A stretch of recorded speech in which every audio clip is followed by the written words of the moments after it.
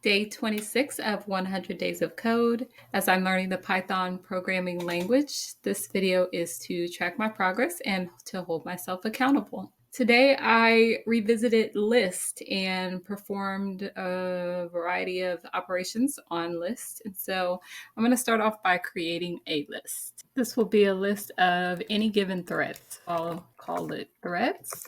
All right, I'm going to start off with working with index or indices, which I revisited today.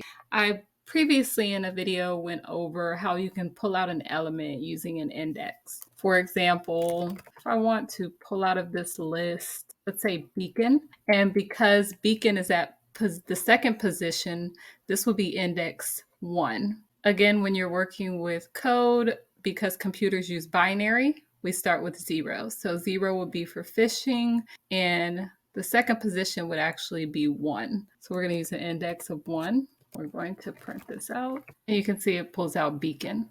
You can also use negative numbers. So anytime you use a negative number, it's actually going to start backwards. And it's used to access the list from the last element onwards. So if I use -1, this will be the last position. And you can see that it prints out insider. -2 would be C2, -3 would be beacon, so on and so forth. Also, it's good to keep in mind that if you use an index that is out of range, you'll get an error. We have 4 elements here. If I were to use -5 and try to pull an element, I get an index error because the index is out of range. There are only 4 elements here.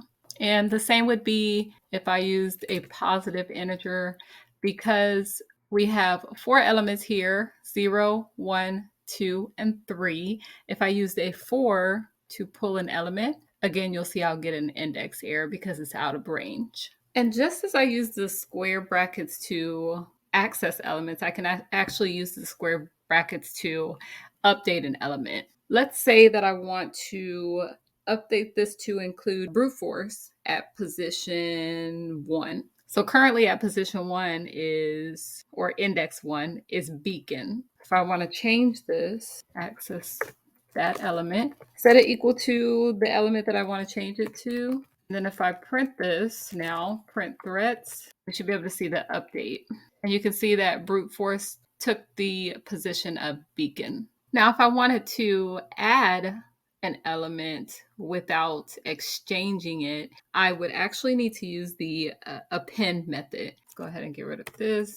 Add that on to my list. So we have our list name, .append. Append on, we'll add credential access. And you can use single quotes, but I'll keep it uniformed. Then if I were to print this, you can see that credential access was added to the end of our list. If I try to append using the index, so for example, we have 4 elements here, right? So 0, 1, 2, 3 is the index. Let's say I try to add on a 4th one, like so. Now, because there are 4, but the range is from 0 to 3, and this would technically be out of range. When I try to add this on, let's see what we get.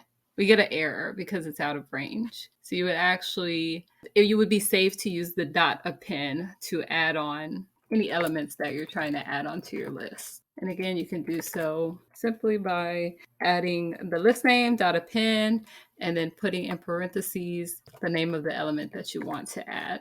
When you're using .append, you can only add on 1 element. If I try to add on an additional, let's say malware, and if I try to print this, again, I'll get an error because the append method takes exactly 1 argument, and right now I have 2. So keep that in mind that we need 1 argument to be passed through our function. Now let's say that I actually wanted to insert. Instead of appending at the end, I want to insert into a particular position. I can do so by using the .insert method. So threads.insert. And let's say that I want to put in position 1, which would be beacon. So I'm going to add the position, and then I'll add the element that I want to put in its place. So let's just say I want to put log4j in its place. And then if I print this out again, you can see that down here, I've replaced, so here I've replaced it, so I would have to remove this. So instead of beacon, I now have a log4j exploit in its place. And that will allow you to insert in a particular position in your list. So if I wanted to insert it in the place of C2, that's at position 2, 0, 1, 2. And if I run this, you can see that now log4j exploit takes the position of C2. And the last operation that I'm going to perform is combining a list, and you would do so by using the concatenation operator. Let's create a new list. So I'll say threats2 equals, and then I'll just put in two threats. So I'll put in script execution, and I'll put in hacking tool. All right. So if I wanted to combine these lists, I would give it a list name. So I'll put new threats list, and then I would set it equal to, and then I'm just going to use the concatenate operator like so, and then I would print the new threats list. And you can see that it lists phishing, beacon, C2, insider from list the threats, the initial one, and then script execution and hacking tool from threats2 list. And those are a few list operations that you can perform when using list.